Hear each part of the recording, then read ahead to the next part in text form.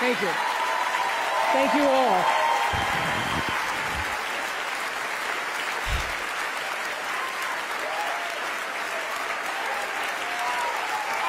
Thank you.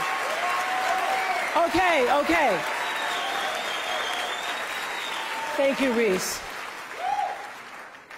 In 1964, I was a little girl sitting on the linoleum floor of my mother's house in Milwaukee, watching Anne Bancroft present the Oscar for Best Actor at the 36th Academy Awards. She opened the envelope and said 5 words that literally made history. The winner is Sidney Poitier.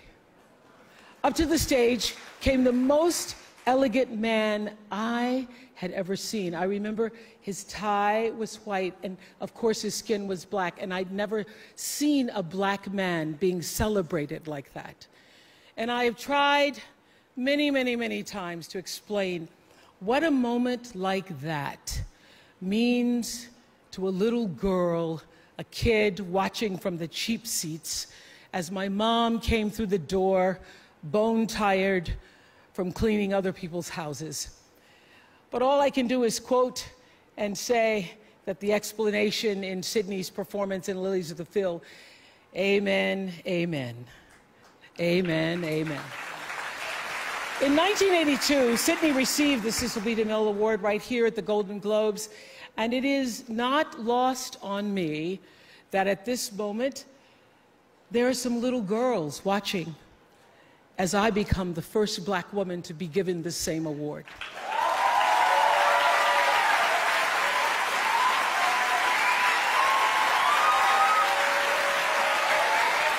It is an honor. It is an honor, and it is a privilege to share the evening with all of them, and also with the incredible men and women who've inspired me, who've challenged me, who've sustained me, and made my journey to this stage possible. Dennis Swanson, who took a chance on me for AM Chicago. Quincy Jones, who saw me on that show and said to Steven Spielberg, yes, she is Sophia in The Color Purple. Gail, who's been the definition of what a friend is, and Stedman, who's been my rock, just a few to name. I'd like to thank the Hollywood Foreign Press Association, because we all know that the press is under siege these days. But we also know that it is the insatiable dedication to uncovering the absolute truth that keeps us from turning a blind eye to corruption and to injustice, to tyrants and victims and secrets and lies. I want to say that I value the press more than ever before as we try to navigate these complicated times, which brings me to this.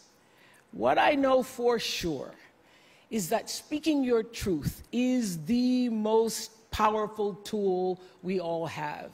And I'm especially proud and inspired by all the women who have felt strong enough and empowered enough to speak up and share their personal stories. Each of us in this room are celebrated because of the stories that we tell. And this year, we became the story. But it's not just a story affecting the entertainment industry. It's one that transcends any culture, geography, race, religion, politics, or workplace. So I want tonight to express gratitude to all the women who have endured years of abuse and assault, because they, like my mother, had children to feed and bills to pay and dreams to pursue.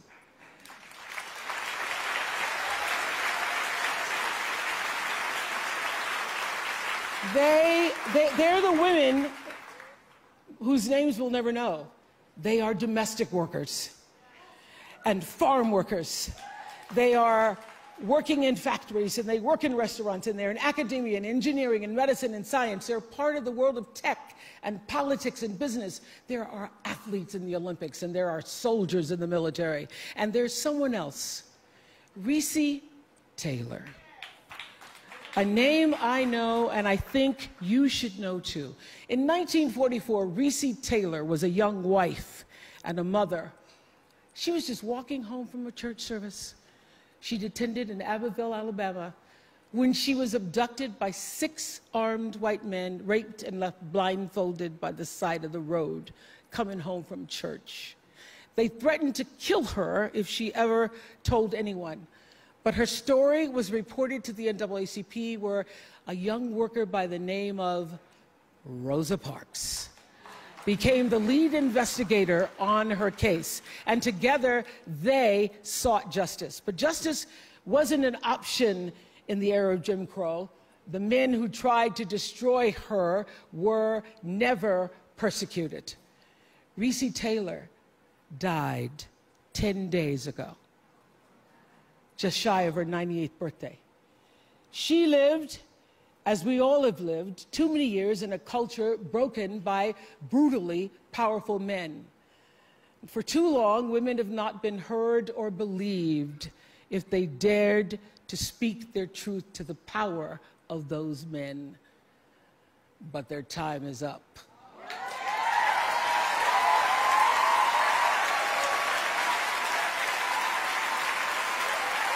Their time is up.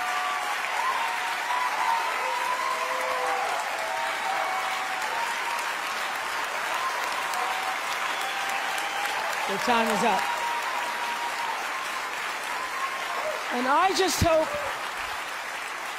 hope that Reese Taylor died knowing that her truth, like the truth of so many other women who were tormented in those years, and even now tormented, goes marching on. It was somewhere in Rosa Parks' heart almost 11 years later when she made the decision to stay seated on that bus in Montgomery. And it's here with every woman who chooses to say, "Me too." And every man who chooses to listen. In my career, what I've always tried my best to do, whether on television or through film, is to say something about how men and women really behave, to say how we experience shame, how we love and how we rage, how we fail, how we retreat, persevere, and how we overcome. And I've interviewed and portrayed people who've withstood some of the ugliest things life can throw at you, but the one quality all of them seem to share is an ability to maintain hope for a brighter morning, even during our darkest nights. So I want all the girls watching here and now to know that a new day is on the horizon. And when that new day finally dawns, it will be because of a lot of magnificent women, many of whom are right here in this room tonight, and some pretty phenomenal men fighting hard to make sure that they become the leaders who take us to the time when nobody ever has to say, "Me too," again. Thank you.